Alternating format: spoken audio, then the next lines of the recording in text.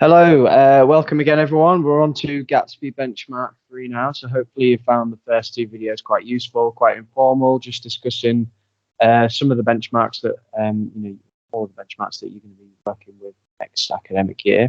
So we're now on to Gatsby Benchmark 3. So again, Debbie, if you want, I'll come to you. If you can just give us a bit of an overview of what it is, and then we can kind of dive in.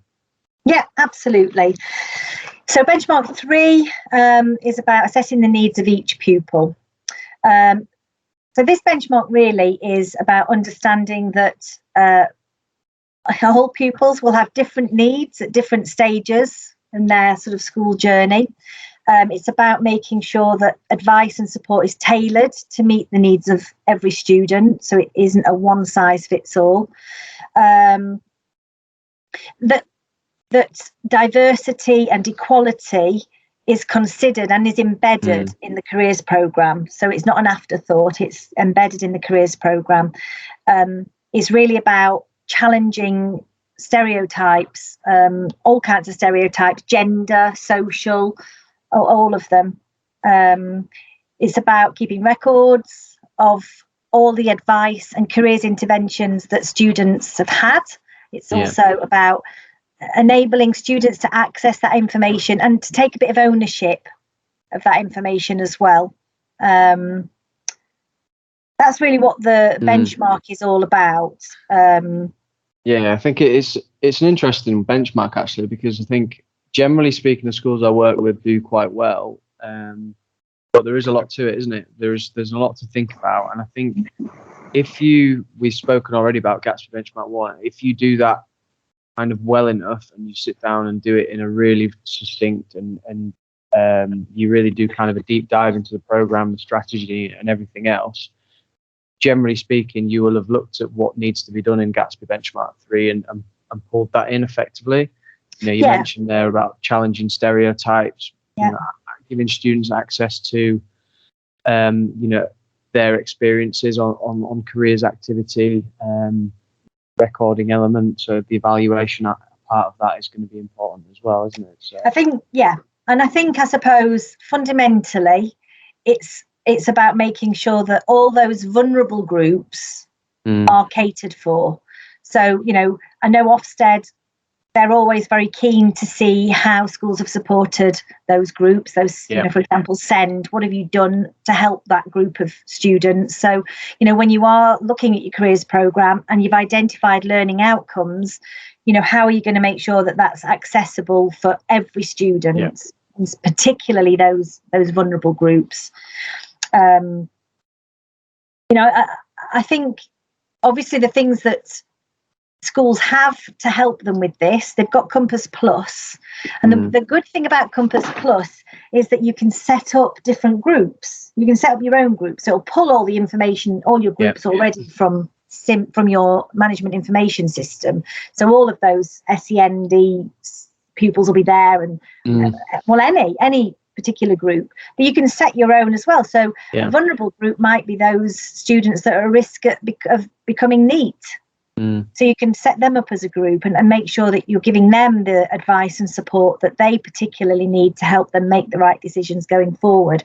So Compass Plus is a brilliant tool for Benchmark 3. You can keep everything that you put in for every student, you can pull off on a student report, a pupil report, which is fantastic. And I'd encourage career leaders to pull those off at parents' evenings, to start including conversations with parents about careers at parents' evening, just as they would everything else that's been taught in school. So that's a good thing. And then to encourage students to take ownership, you making best use of those platforms that they've maybe got, like Unifrog and Zello, and where students can start logging their own portfolio of learning and experiences.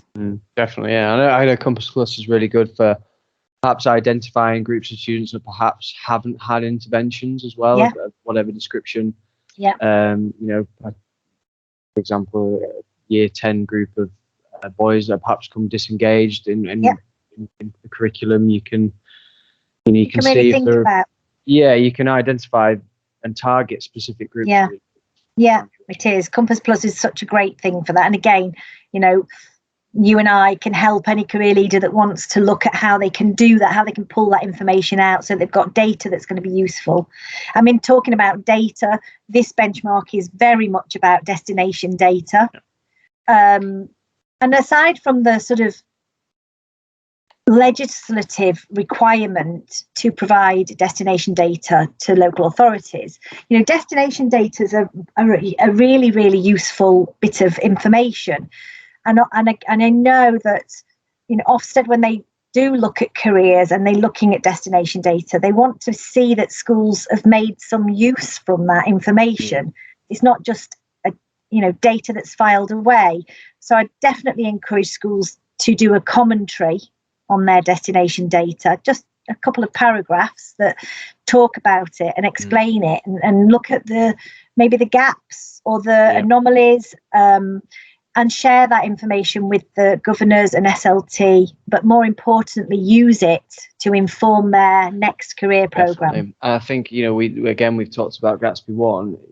As part of that strategy, you know, you really should be using your destination data to inform what you want to achieve this year. Absolutely. So, you know, use it's there for a reason to inform you around what you want to achieve, whatever it is. Again, if you can put that within your strategy and talk around what the data means and how you are, you have some intent to either alter or change, or what does the data suggest, that is really, really good practice, isn't it? It absolutely is, yeah. I mean, even those schools that have got a, 95, 98% destination of university, I know that they'll, the conversation needs to be had. Is that because that's the natural choice and that's where, or is it because that's where we're sort of focusing all of our careers advice and guidance on? Are we giving students enough information about the alternatives to university, apprenticeships, for example, high level? So destination data needs to be analysed and commented on and used as a tool to inform the programme. Definitely, yeah. And it's interesting that you mentioned kind of, is that the right choice for our students? It might well be, but I guess, the new careers guidance, documentation that's come out, there is a big focus on the Baker Clause, isn't there? And ensuring that every student has kind of access to all the providers. So, it is important to consider that. And we've spoken about Ofsted, and they will be commenting now. It's a must-have requirement for them to comment on careers learning. Yes, every inspection, every report. So, just a couple of things to consider, aren't there? Yeah, I mean, in terms of resources, I hope that you're all familiar with the Benchmark toolkit, because it is a brilliant toolkit. So if you haven't looked at that, do have a look at it on the resources. But there is one specifically for SEND students. So I think that would be well worth looking at. So if you have got your group and you want to look at how each benchmark might be slightly different, or what you might be able to do to support those students, have a look at the SEND toolkit. We'll give you the link to that as well. And also the LiNCHigher learning platform has got so much fantastic information on there that can really help as well. I suppose it just channels towards raising that, LiNCHigher is really about raising aspirations, isn't it? Yeah, absolutely. And likewise, myself and Debbie have access to employers that can help you challenge stereotypes. If there's a particular stereotype that you want to focus on or challenge in particular, then I'm sure we have someone that can support you with that as well. Actually, that reminds me, talking about destination data, I know a lot of schools struggle to keep that, that sort of 3 years of destination data.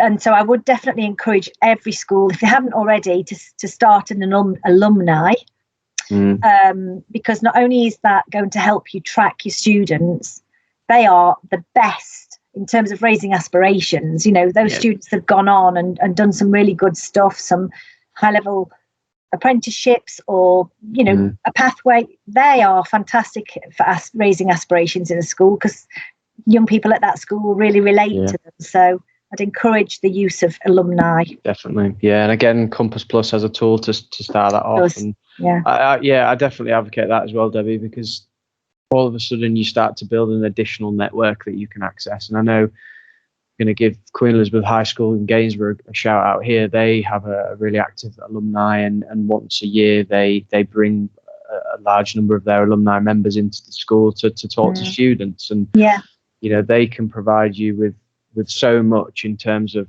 raising aspirations, encounters with employers. There could be other opportunities to set up experiences of the workplace and things like that as well. So yeah, it will open up a whole host of different opportunities if you're able to kickstart. Yeah, absolutely. Good stuff. Another one ticked off. Yeah, thanks, Debs, and we'll see you in the next one. Okie dokie.